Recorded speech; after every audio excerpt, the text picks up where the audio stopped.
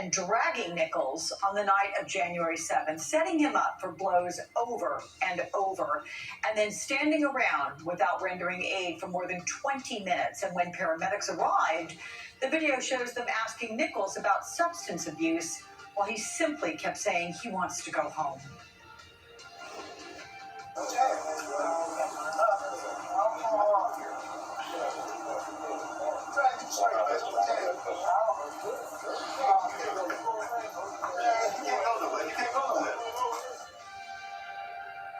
Well, small groups of protesters took to the streets last night in several big cities, as well as in front of the White House. Protests in downtown Los Angeles turned testy when someone tossed that smoke bomb you see right there in an LAPD car. And the NYPD made 3 arrests during protests in Times Square. But across the country, demonstrations have been overwhelmingly peaceful. Of course, this all began when 29-year-old Nichols was stopped by Memphis police on January 7th, and he died 3 days later. Official police accounts say he complained of shortness of breath after 2 confrontations, but his family lawyers say that he suffered extensive bleeding caused by a severe beating. The newly released video bears that out, and as outrage grows around the country, more new reaction today from people demanding change. Mr. Nichols did just about everything you could do to comply, and yet it did not save him. So what we know now is that it doesn't matter how much you comply, the police will do what they're going to do. We are all responsible for the murder of this beautiful young man because we are the taxpayers. This was a tax-paid murder. We have several reporters and analysts in place to discuss the video, as well as its impact and what can happen next. Up first, we have NBC's Sam Brock joining us from Memphis. So again to you, my friend, with this city coping, it's just after noon their Central Time. It's 1 day after the release of the video. What say you about the tenor of things?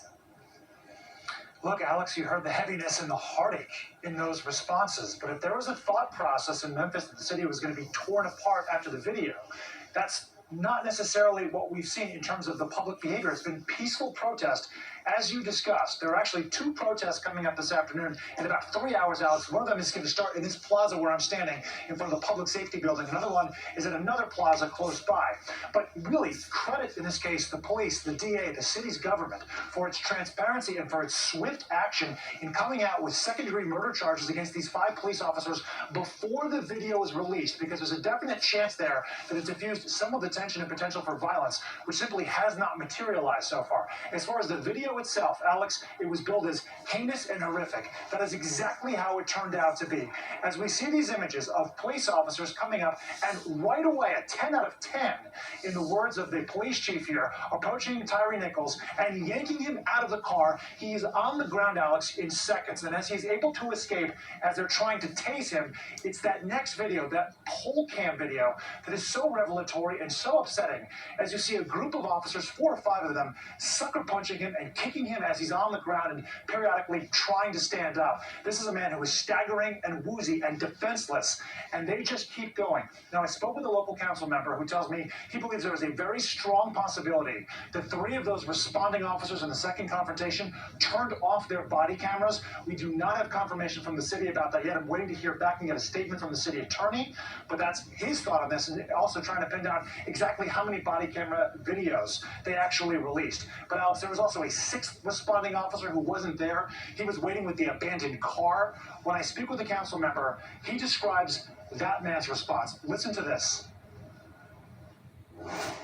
With respect to the 6th officer, you said he remained behind with the abandoned vehicle. Correct. Happened to be the one white officer among the group. Yes. He's there, and we hear something that he says as the rest are going to pursue Tyre Nichols. What do we hear? Yeah, the officer who stays behind with the vehicle as his partner departing says, "I hope they stomp him."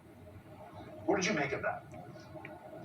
The ease in which, and the response and anger in which he said that leads me to believe that this is not an isolated incident. I hope they stop him. Now, Alex, Mr. Carlisle also told me that an MMA fighter who would have received less of a beating than that would have had immediate medical attention. As you said in your introduction, it took them more than 20 minutes to apply medical care to this man who was beaten to an inch of his life and ultimately did die. One of the attorneys for Desmond Mills, who's one of those 5 officers, said that he's a gentle, respectful father. Can you imagine someone seeing someone else's son being treated like this and not doing something? And all these officers, Alex, they have families, and they didn't intervene. So, for lack of a better word, it is shocking, and you can expect perhaps some legislation, certainly a response requiring intervention, and something that Benjamin Crump was talking about yesterday, as you have members who are sworn to protect us in these communities, standing by as that kind of atrocity can happen, and of course, participating in it as well. Alex. Yeah, it renders me absolutely speechless to think about. Sam, stay with me, though, because I want to ask you a little more about that body cam video that you brought up. But I want to bring in as well to the conversation Charles Coleman, civil rights attorney and NBC News and MSNBC legal analyst. Also, Dermot Shea, former NYPD commissioner, NBC News and MSNBC law enforcement analyst. I welcome you both, all 3 of you gentlemen, in fact. So, Commissioner, first of all, from a police point of view, give me your assessment of what you've seen on these videos. Well, I was embarrassed for what I saw. Honestly, I did not see, to me, a lawful arrest. I saw a calculated beating of a man. And when I saw it last night for the first time, it resembled to me something that when I was the chief of detectives, we would put that video out many times asking the public to help apprehend people. And then I had to catch myself and say, these are police officers.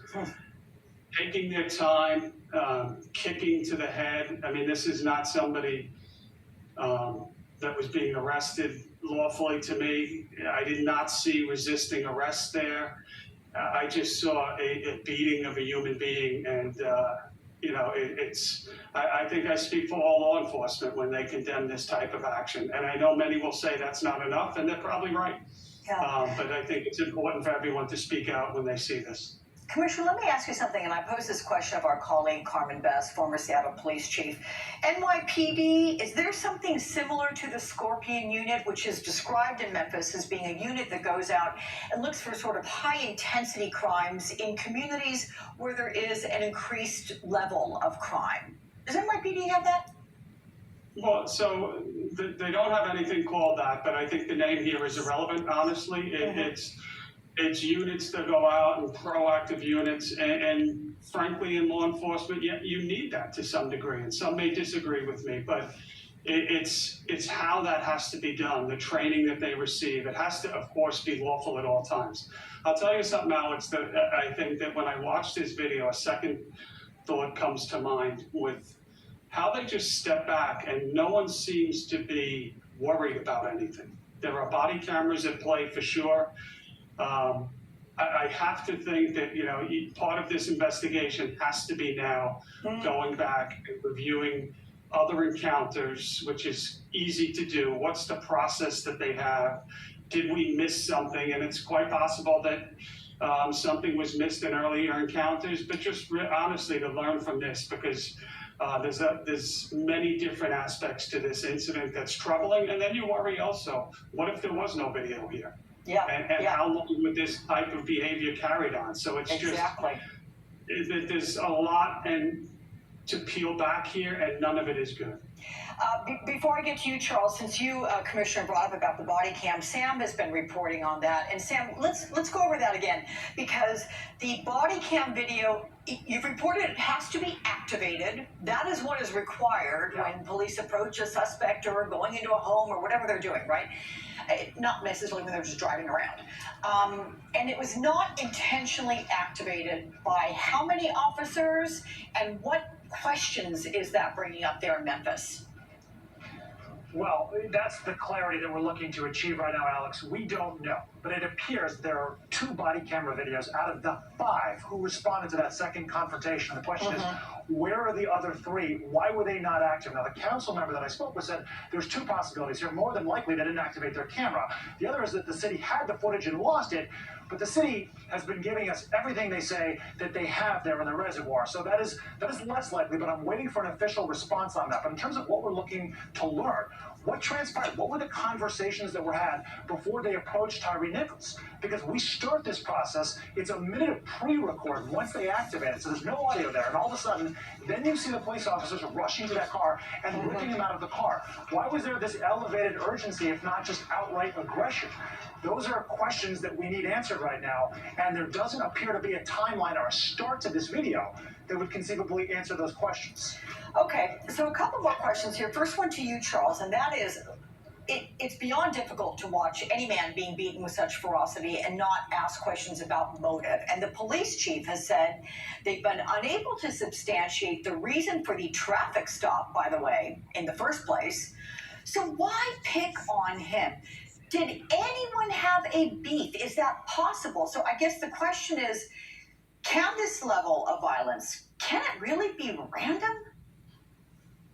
Well, Alex, I don't necessarily know that when you're talking about the notion of something being random, that you can specifically apply this.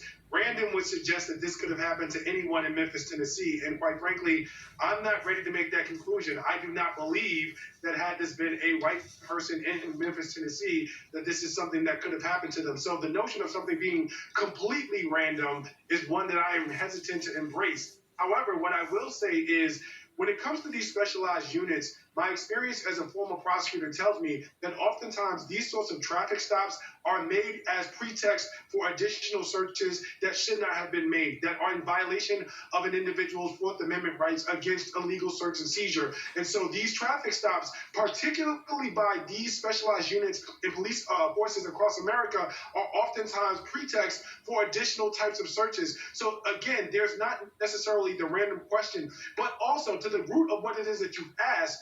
During the presser, I noticed, Alex, that there was someone who asked the DA at the time, was there a link between any of the officers involved and the actual victim, and Tyre Nichols? And what they said was, everything continues to be investigated. And what I will tell you is that when I watched the video, the level of violence that they exhibited toward Mr. Nichols definitely suggested that there could have been some level of familiarity between at least one of the officers and the victim. Of course, we don't know that right now, and it's still under investigation. But given what we saw in that video, it completely would not surprise me.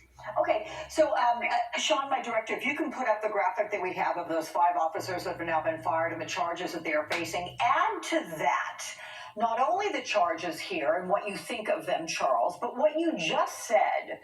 So we have this second-degree murder. If there is something that does get proven, and again, this is merely a suspicion and assumption, we're going to see how this all plays out.